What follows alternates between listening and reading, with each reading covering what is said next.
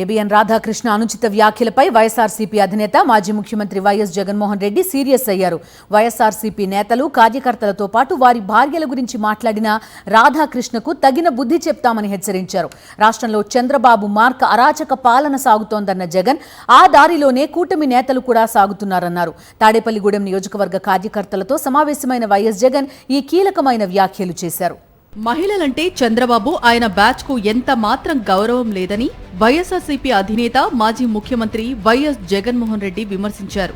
అందుకే ఏబిఎన్ రాధాకృష్ణ తన ఛానల్లో అత్యంత నీచంగా వ్యాఖ్యలు చేసినా చంద్రబాబు ఖండించలేదని గుర్తు చేశారు. పైగా రాధాకృష్ణ వ్యాఖ్యలను మెచ్చుకుంటూ ట్వీట్లు పెట్టారని మండిపడ్డారు. ఇలాంటి వారి వల్లే రాష్ట్రంలో మహిళలకు రక్షణ లేకుండా పోయిందన్నారు. కూటమి ప్రభుత్వం వచ్చాక రాష్ట్రంలో మహిళలు చిన్నారులపై అఘాయిత్యాలు జరుగుతున్నాయని, అయినప్పటికీ పట్టించుకోకపోవడం వల్లనే కూటమి ఎమ్మెల్యేలు సైతం అదే దారిలో పయనిస్తున్నారన్నారు. రైల్వే కోడూరు ఎమ్మెల్యే అరవ శ్రీధర్ ఒక మహిళను మోసం చేసినా పట్టించుకోలేదన్నారు.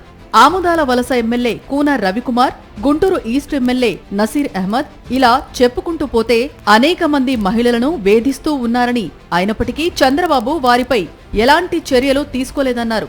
అందుకే ఒకరిని చూసి ఇంకొకరు రెచ్చిపోతున్నారని వైఎస్ జగన్ మండిపడ్డారు.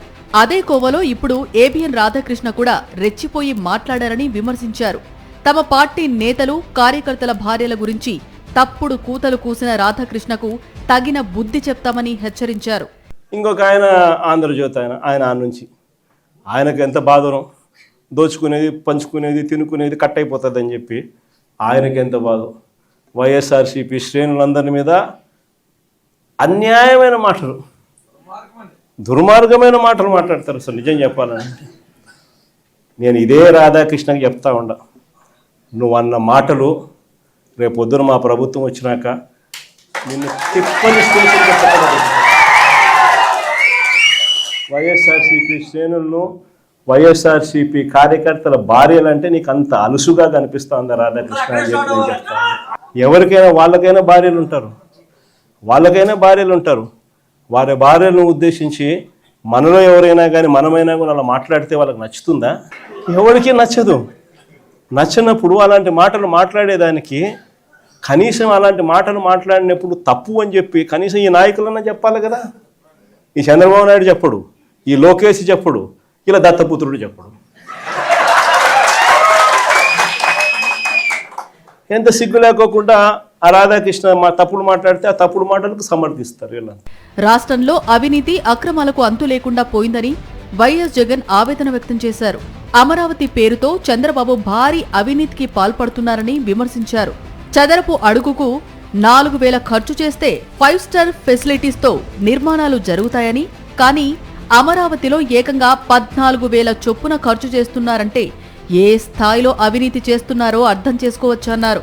అమరావతిలో కేవలం రోడ్లు, డ్రైనేజీలు, కరెంటు, నీటి వసతి వంటి మౌలిక సదుపాయాల కోసమే 2 లక్షల కోట్లు ఖర్చు చేయాలని, మిగతా పనులకు ఎన్ని లక్షల కోట్లు ఖర్చు చేస్తారో అంతుపట్టకుండా ఉందన్నారు. అందుకే తాను మావిగన్ పేరు మీద ప్లాన్ బిని ప్రతిపాదించినట్లు జగన్ చెప్పారు. మచిలీపట్నం నుంచి విజయవాడకు కేవలం 70 కిలోమీటర్లు, విజయవాడ నుంచి గుంటూరుకు మరో 40 కిలోమీటర్లు, మొత్తం ఈ 110 కిలోమీటర్లు హైవే ఉందయ్యా. విజయవాడలో ఇంటర్నేషనల్ ఎయిర్పోర్ట్ ఉంది, మచిలీపట్నంలో పోర్ట్ వస్తూ ఉంది. ఈ హైవేకి అటు ఇటుగా ఎక్కడ నువ్వు కట్టే ఆ బిల్డింగులు ఇక్కడ కడితే దీన్నే మచిలీపట్నంలో నుంచి విజయవాడలో నుంచి విఐ, గుంటూరులో నుంచి గన్ను, మావిగన్ అని చెప్పి ఈ 110 కిలోమీటర్లు ఈ ఎకనామిక్ కారిడార్ కింద, క్యాపిటల్ కారిడార్ కింద డిక్లేర్ చేసి ఆ కట్టే బిల్డింగ్లు ఆడ కట్టుకోకుండా ఇక్కడ కట్టయ్యా.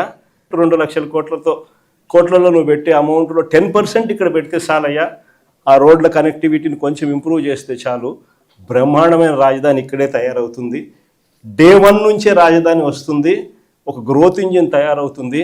కనీసం 20 ఏళ్ళ తర్వాత అయినా మన పిల్లలు ఉద్యోగాల కోసం ఎక్కడికెక్కడికో పోవాల్సిన అవసరం లేకుండా మా మావిగంలోనే ఉద్యోగాలు దొరుకుతాయ్యా అని చెప్పి అని చిలకకి చెప్పినట్టు చెప్పినా ఎందుకు వద్దు. కారణం ఆడ 2 లక్షల కోట్ల వర్కులు, మొబిలైజేషన్ అడ్వాన్స్ 10%, అందులో 8% తీసుకోవడం. సో ఈ ఆదాయాలు అనేటివి ఉండవు కదా మావిగన్ అంటే, కాబట్టి వద్దు. కూటమి ప్రభుత్వం అధికారంలోకి వచ్చిన ఈ 22 నెలల్లోనే రాష్ట్రం అధోగతి పాలైందని, విపరీతంగా అప్పులు చేస్తున్నారని వైఎస్ జగన్ మండిపడ్డారు. తమ హయాంలో చేసిన అప్పులు అప్పటికీ లెక్కలు ఉన్నాయని, కానీ చంద్రబాబు చేస్తున్న అప్పులకు ఎందుకు లెక్కలు చూపటం లేదని ప్రశ్నించారు. వచ్చే సంవత్సరం చివరిలో తన పాదయాత్ర ప్రారంభం అవుతుందన్న జగన్ ఇక అప్పట్నుంచి ప్రతిరోజు చంద్రబాబుకు సినిమా చూపిస్తామన్నారు. రానున్న రోజుల్లో ప్రజా సమస్యలపై మరింతగా పోరాటం చేయాలని జగన్ సూచించారు.